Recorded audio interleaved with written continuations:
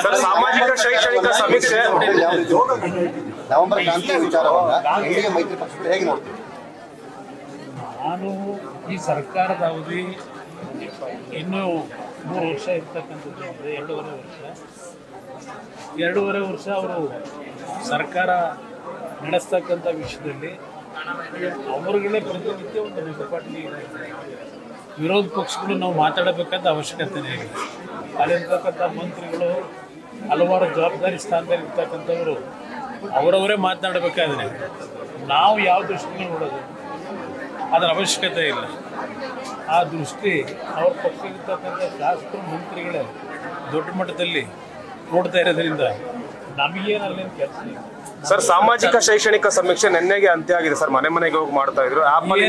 ಏನು ಸಾಧನೆ ಮಾಡ್ತಾರೆ, ಅದರಿಂದ ಏನು ಸಾಧನೆ ಮಾಡ್ತಾರೆ, ಎಷ್ಟರ ಮಟ್ಟಿಗೆ ಆ ಒಂದು ಸಮೀಕ್ಷೆಯನ್ನು ನಡೆಸಿದ್ದಾರೆ, ಎಷ್ಟರ ಮಟ್ಟಿಗೆ ಜನತೆ ಆ ಸಮೀಕ್ಷೆಗೆ ಸ್ಪಂದಿಸಿದ್ದಾರೆ.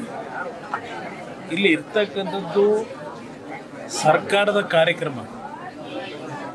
ಇವತ್ತು ಯಾವ ಬಡತನದಲ್ಲಿದ್ದಾರೆ, ಜಾತಿ ಪ್ರಶ್ನೆ ಇಲ್ಲ. ಇಲ್ಲಿ ಎಲ್ಲ ಜಾತಿನಲ್ಲೂ ಬಡವರಿದ್ದಾರೆ, ಎಲ್ಲ ಜಾತಿನಲ್ಲೂ ಅವಿದ್ಯಾವಂತರಿದ್ದಾರೆ. ಮೊದಲು ಶಿಕ್ಷಣದ ಒಂದು ಕೆಲಸವನ್ನು ನಿರ್ವಹಣೆ ಮಾಡಬೇಕು. ಇವತ್ತು ಯಾವುದೋ ಒಂದು ಪತ್ರಿಕೆಯಲ್ಲಿ ನೋಡ್ತಾ ಇದ್ದೆ, 63,000 ಶಿಕ್ಷಕರ ಕೊರತೆ ಇದೆ ಅಂತ ಹೇಳಿ.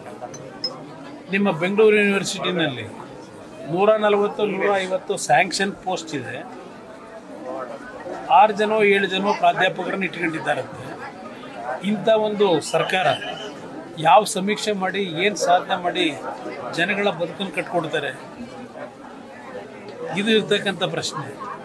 ಸರ್ಕಾರದಲ್ಲಿ ಹಲವಾರು ಲೋಪದೋಷಗಳನ್ನ ಇಟ್ಕೊಂಡು ಈ ಸಮೀಕ್ಷೆಗೆ ದೊಡ್ಡ ಮಟ್ಟದಲ್ಲಿ ಪ್ರಚಾರ ಮಾಡ್ಕೊಂಡು, ಅದು ಸಿದ್ದರಾಮಯ್ಯರ ಸಮೀಕ್ಷೆ, ಅದು ನನ್ನ ಅಭಿಪ್ರಾಯದಲ್ಲಿ ಅವರ ಒಂದು ಕೆಲವು ಹಿಡನ್ ಅಜೆಂಡಾಗಳಿಗೆ ಮಾಡ್ಕೊಂಡಿರ್ತಕ್ಕಂಥ ಸಮೀಕ್ಷೆ. ಅದು ನಾಡಿನ ಜನತೆಯ ಉದ್ಧಾರಕ್ಕೆ ಮಾಡಿರ್ತಕ್ಕಂಥ ಸಮೀಕ್ಷೆ ಅಲ್ಲ.